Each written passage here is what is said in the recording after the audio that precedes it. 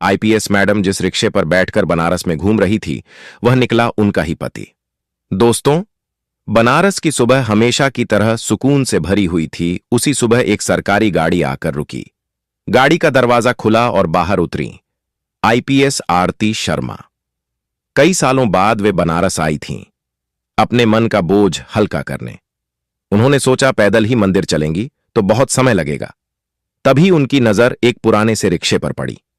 Rickshaw चलाने वाला आदमी करीब 45 साल का था। आरती शर्मा ने हाथ उठाकर उसे बुलाया। भैया, मंदिर तक चलोगे? जी मैडम, बैठिए। आरती शर्मा रिक्शे पर बैठ गईं। कुछ देर तक दोनों खामोश रहे। फिर आरती शर्मा ने पूछा, तुम रोज यहीं रिक्शा चलाते हो? वह बोला, हां मैडम, कई साल हो गए। उसके जवाब में कोई शिकायत नहीं थी, न दुखों की लंबी कहानी, न मजबूरी का रोना। यहीं आरती शर्मा को अजीब सा लगा।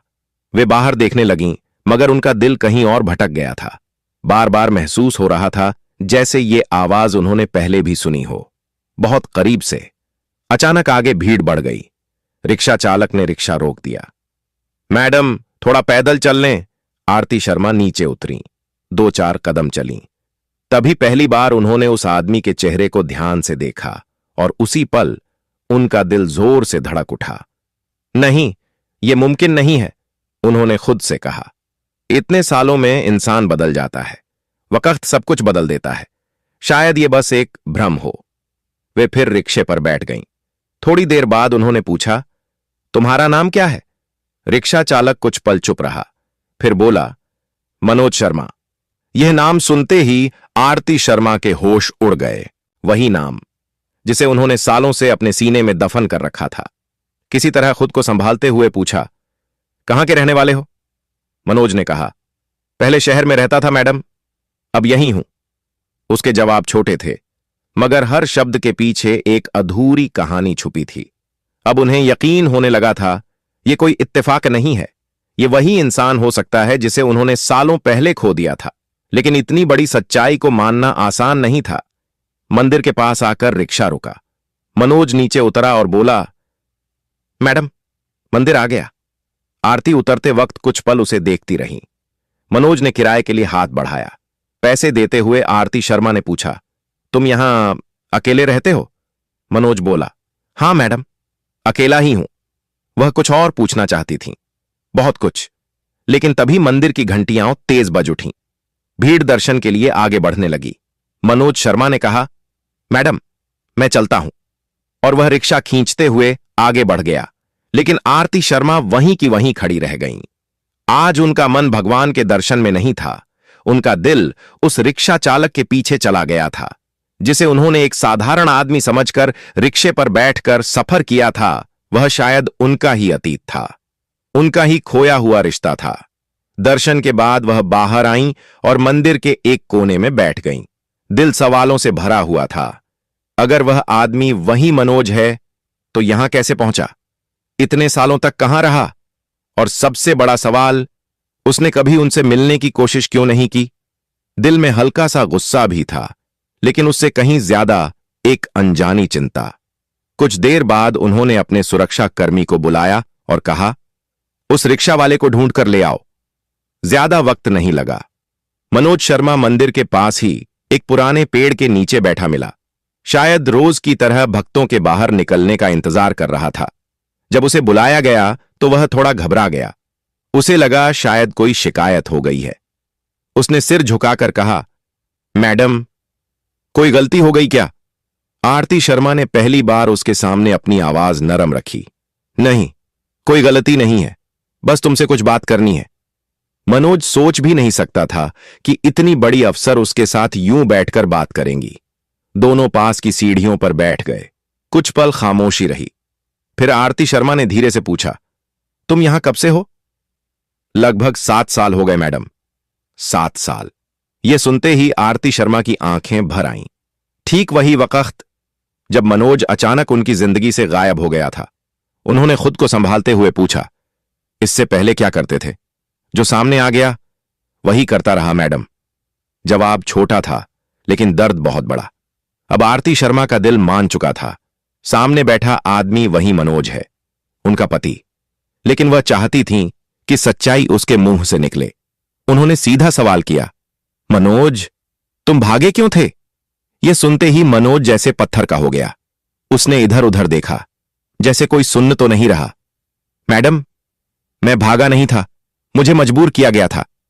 किसने मजबूर किया और क्यों? जब आप आईपीएस बनी थीं, तब आपने बहुत लोगों के खिलाफ कार्रवाई की थी। कई लोगों का धंधा बंद हो गया था। वो लोग आपसे बदला लेना चाहते थे। उन्होंने मुझे निशाना बनाया। कहा गया कि मैं आपका नाम लेकर लोगों से पैसे मांगता हूं।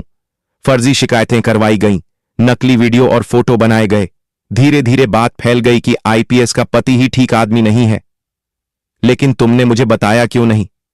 बताने आया था मैडम, मगर आपके ऑफिस के कुछ लोगों ने कहा अगर मैं आपके पास आया तो मामला और बिगड़ जाएगा। कहा गया आपकी नौकरी खतरे में पड़ जाएगी। मैं डर गया। मैंने सोचा अगर मैं दूर चला जाऊं तो शायद आपकी इज्जत बच जाए। तो तुम सब कुछ छोड़कर चले गए? मनोज ने सिर हां में हिला दिया। मेरे पास न घर था न पहचान। जहां गया लोग कहते आईपीएस का पति है, जरूर गड़बड़ करेगा। आखिरकार बनारस आ गया। यहां किसी ने सवाल नहीं किए, बस यही कहा मेहनत करो, पेट भर लो। उसकी बातें सुनते सुनते आरती शर्मा की आंखें नम हो गईं। कुछ पल की खामोशी के बाद उन्होंने आखिरी सवाल किया, और तुमने कभी मुझसे मिलने की कोशिश नहीं की? रोज मन करता था आपसे मिलने का, लेकिन डर लगता था मैडम। सोचता था कहीं मेरी वजह से आपको फिर से नुकसान ना हो जाए। यहां आकर बस भगवान के सहारे जीने लगा। मनोज, तुमने बहुत बड़ा त्याग किया है, मगर अब चुप रहने का वक्त खत्म हो गया है। मनोज घबरा गया। मैडम, मैं नहीं चाहता कि आप फिर किसी मुसीबत में पड़ें। आरती शर्मा ने पहली बार पूरे यकीन के साथ कहा, अब मैं अकेली नहीं हूं, और जिन लोगों ने यह सब किया है उन्हें उनकी सजा जरूर मिलेगी। यह सुनकर मनोज की आंखों में डर और उम्मीद दोनों एक साथ उतर आए। क्या सच में अब कुछ बदल सकता है? अब सच्चाई बाहर आएगी। जो लोग समझते थे कि तुम्हें तोड़कर मुझे भी तोड़ देंगे, वो बहुत गलत थे। उसी रात आरती शर्मा ने उससे साफ कहा, अभी किसी को कुछ नहीं बताना है। अभी तुम सिर्फ मनोज नहीं हो, तुम मेरे पति हो। लेकिन दुनिया के लिए फिलहाल तुम वही रहोगे जो आज हो। हर कदम सोच समझकर उठाना होगा। अगली सुबह बहुत जल्दी आरती शर्मा की नींद खुल गई। मंदिरों के कपाट खुल रहे थे। साधु संत गंगा स्नान को जा रहे थे। बनारस की हवा में वही पुरानी शांति थी, लेकिन उनके दिल में अब तूफान उठ चुका था। उन्होंने अपने सुरक्षाकर्मी को बुलाया और साफ निर्देश दिए, मनोज को चुपचाप सरकारी गेस्ट हाउस ले आओ, बिना किसी शोर के, बिना किसी सवाल के। जब मनोज गेस्ट हाउस पहुंचा तो उसका दिल तेज धड़क रहा था। सालों बाद किसी सरकारी इमारत में कदम रखते ही पुराने जख्म जाग उठे। झूठे आरोप, बदनामी, अपमान, सब कुछ आंखों के सामने घूम गया। उसने घबराकर पूछा, मैडम, अगर किसी ने मुझे पहचान लिया तो? आरती शर्मा ने पूरे भरोसे से कहा, कोई नहीं पहचानेगा, और अगर पहचान भी लिया तो अब डरने की जरूरत नहीं है। कमरे में बैठकर आरती शर्मा ने एक एक बात फिर से पूछी। शुरुआत से बताओ, कौन कौन लोग थे? किसने क्या किया? एक भी बात मत छुपाना।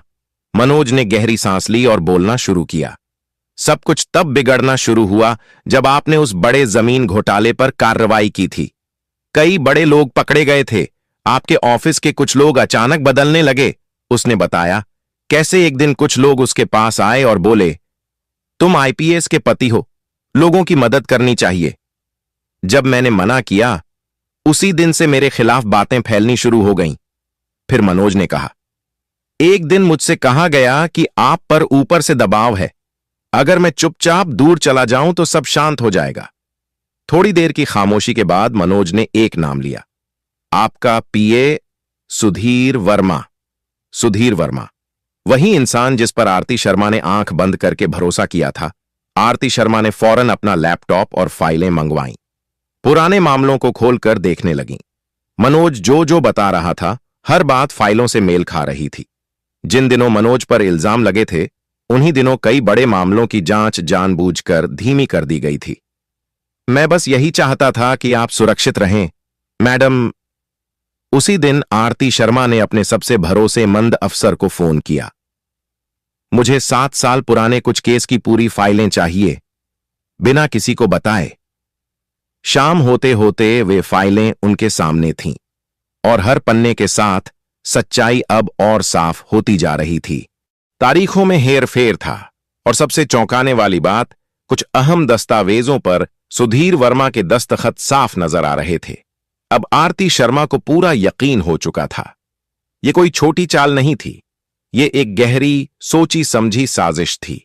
रात को मनोज ने डरते डरते पूछा, मैडम, अगर आपने यह मामला उठाया तो बहुत लोग आपके खिलाफ खड़े हो जाएंगे। आरती ने कहा, अगर पुलिस डरने लगे तो अपराधी बेखौफ हो जाते हैं। अब ऐसा नहीं होगा। उन्होंने तय कर लिया था, जल्दबाजी नहीं, पहले सबूत मजबूत होंगे फिर कार्रवाई। मनोज को फिलहाल वहीं सुरक्षित रहने को कहा गया। उस रात मनोज देर तक सो नहीं पाया। बरसों बाद पहली बार उसे महसूस हुआ कि उसका दर्द सुना गया है, समझा गया है। दूसरी तरफ आरती शर्मा खिड़की के पास खड़ी थीं।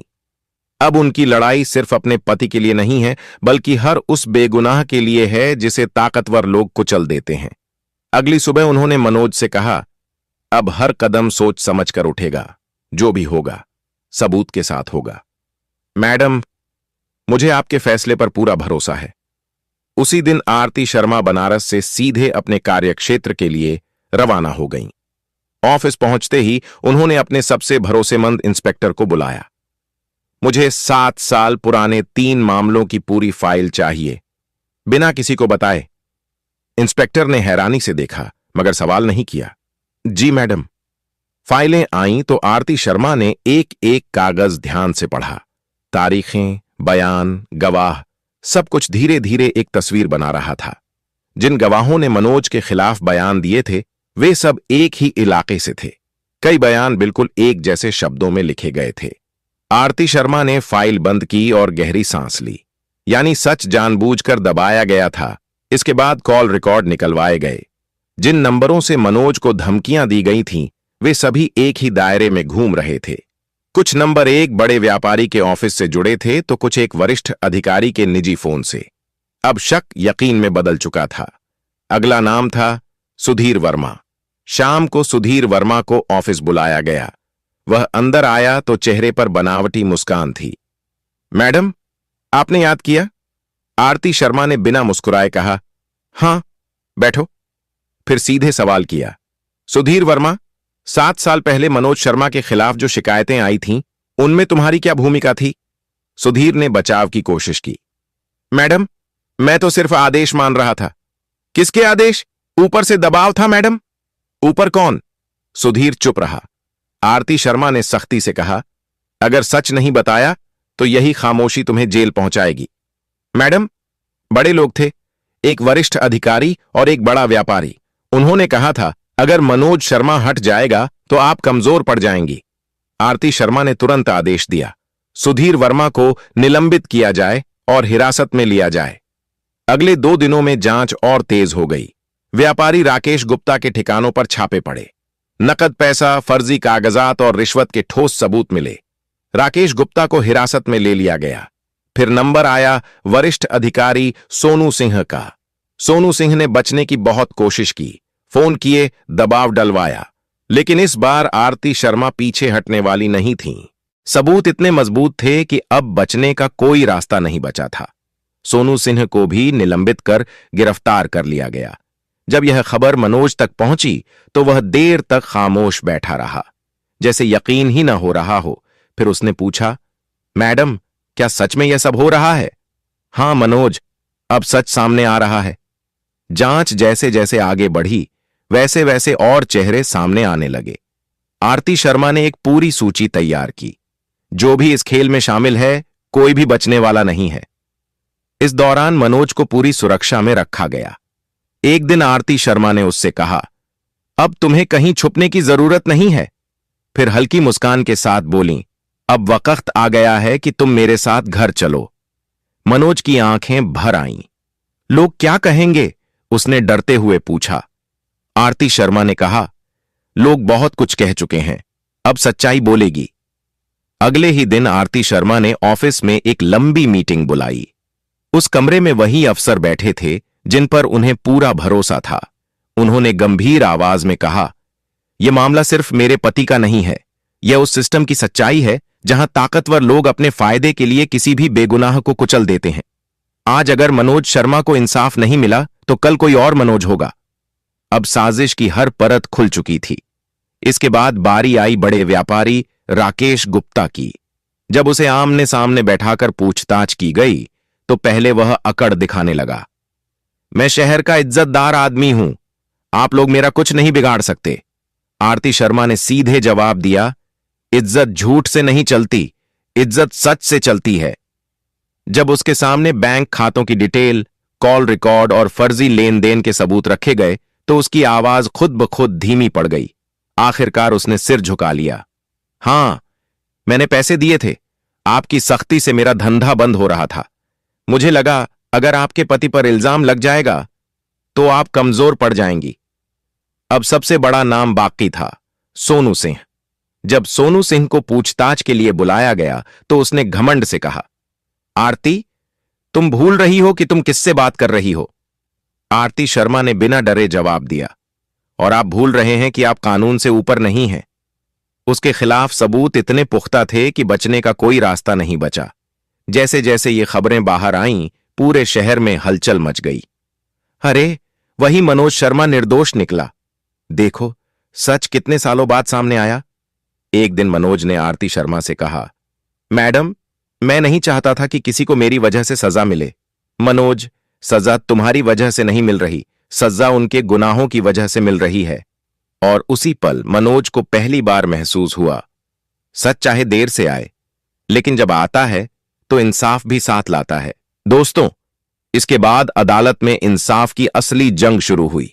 एक एक गवाह पेश हुआ, एक एक सबूत सामने रखा गया। हर कागज, हर बयान उसी सच की तरफ इशारा कर रहा था जिसे सालों तक दबाकर रखा गया था। अदालत ने साफ शब्दों में कहा, यह कोई मामूली मामला नहीं, बल्कि एक सोची समझी बड़ी साजिश थी। फैसला सुनाया गया। सुधीर वर्मा को जेल की सजा मिली, राकेश गुप्ता की संपत्ति जब्त कर ली गई और सोनू सिंह को बर्खास्त कर खड़ी सजा दी गई। फैसला सुनते ही मनोज शर्मा की आंखों से आंसू बह निकले, जैसे बरसों से सीने पर रखा पत्थर अचानक हट गया हो। आरती शर्मा ने उसी पल उसका हाथ थाम लिया और कहा, अब तुम्हें छुपने की जरूरत नहीं है। जब दोनों अदालत से बाहर साथ साथ निकले तो वहां मीडिया के कैमरे थे, लोगों की भीड़ थी, सवालों की बौछार थी। आरती शर्मा ने बस इतना कहा, आज इंसाफ जीता है। उस पल मनोज पहली बार सीधा खड़ा हुआ। वह अब सिर्फ एक रिक्शा चलाने वाला नहीं था, वह एक ऐसा इंसान था जिसने चुपचाप सब सहा और आखिरकार सच के साथ खड़ा रहा। दोस्तों, अदालत का फैसला आने के बाद कुछ दिनों तक शहर में अजीब सी खामोशी छाई रही। जो लोग कल तक बहुत ताकतवर समझे जाते थे, आज सलाखों के पीछे थे। लेकिन इन सब से कहीं बड़ा बदलाव मनोज शर्मा की जिंदगी में आया था। सालों बाद वह पहली बार बिना डर के घर से बाहर निकला। अब रास्ता बदलने की जरूरत नहीं थी। अब कोई उसे शक की नजर से नहीं देखता था, लोग सम्मान से देखते थे। एक दिन आरती शर्मा ने मनोज से कहा, अब तुम हमेशा के लिए मेरे साथ घर चलोगे। मनोज थोड़ा घबरा गया। मैडम, इतने सालों बाद लोग बातें करेंगे। आरती शर्मा मुस्कुराईं और बहुत सादे शब्दों में बोली, लोग पहले भी बहुत बातें कर चुके हैं, अब हम सच के साथ चलेंगे। उसी दिन आरती शर्मा अपने पति मनोज को अपने सरकारी आवास पर ले आईं। गेट पर खड़े संतरी ने सैल्यूट किया। यह वही जगह थी जिसे वह कभी बिना कुछ कहे छोड़कर चला गया था। आरती शर्मा ने उसका हाथ कसकर पकड़ा। अब यह घर तुम्हारा भी है, डरने की कोई जरूरत नहीं। घर के अंदर कदम रखते ही मनोज की आंखें भर आईं। कुछ दिन बाद आरती शर्मा ने एक छोटा सा आयोजन रखा। केवल वही लोग थे जो हर हाल में उनके साथ खड़े रहे थे। सबके सामने आरती शर्मा ने कहा, आज मैं सिर्फ एक आईपीएस अफसर नहीं बोल रही हूं, आज मैं एक पत्नी होकर बोल रही हूं। जिस आदमी को आप सबने सालों तक गलत समझा, वह मेरा पति मनोज शर्मा है। उसने अपनी खामोशी से मेरी वर्दी को बचाया। आज मैं उसका सम्मान वापस दिला रही हूं। इस कहानी का असर बहुत गहरा था। अब कोई भी अधिकारी या व्यापारी गलत काम करने से पहले 100 बार सोचने लगा। लोग समझ गए थे, अगर कोई सच के साथ डटकर खड़ा रहता है तो देर सवेर इंसाफ जरूर मिलता है। एक शाम आरती शर्मा और मनोज घर की छत पर बैठे थे। अगर आपको कहानी अच्छी लगी हो तो वीडियो को लाइक करके चैनल को सब्सक्राइब जरूर करें। फिर मिलेंगे अगले वीडियो में। तब तक अपना और अपने परिवार का ख्याल रखना। नमस्कार।